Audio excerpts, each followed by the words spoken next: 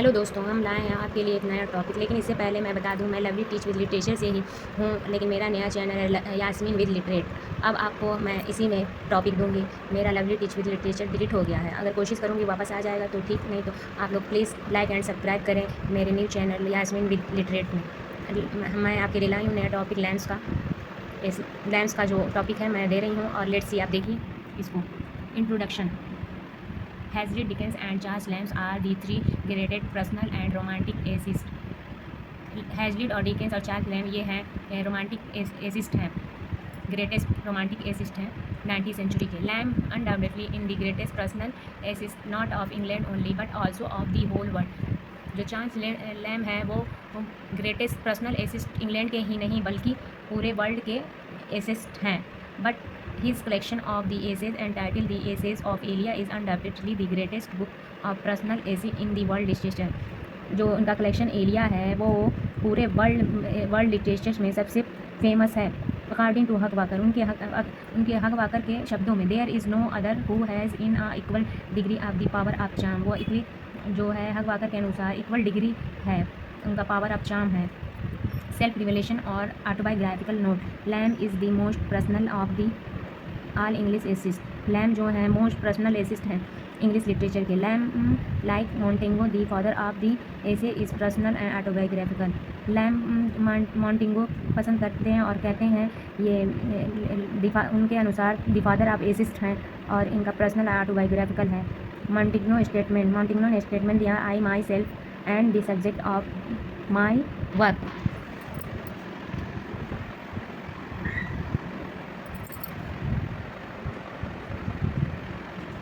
fully applies to Lamb. The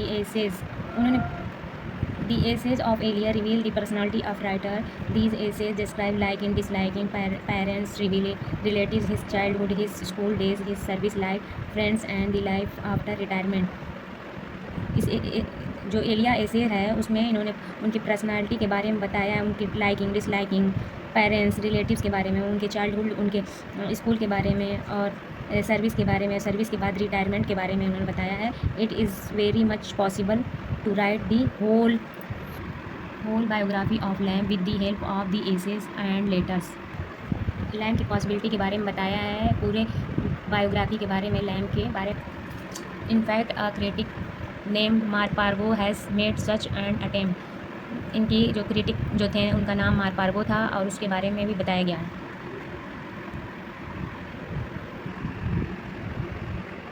दो Lamb's essays are the finest example of self experience. Example जो है self experience के बारे में उन्होंने बहुत अच्छा, हिज इगोइज्म इज़ लवेबल, बहुत अच्छा लवेबल इगोइज्म के बारे में बताया है। In this connection we see चीव रिमार्क्स, उनका जो कनेक्शन है वी सी चीव रिमार्क्स का, उनके अनुसार like all the romantics he is self revelatory but there is nothing in him of the egoistic sublime. Beside Lamb, egoism in free from vulgarity, according to Captain Rickett के अनुसार, there is no touch of vulgarity in the intimacy. Lamb essays have rightly been called fine soliloquy.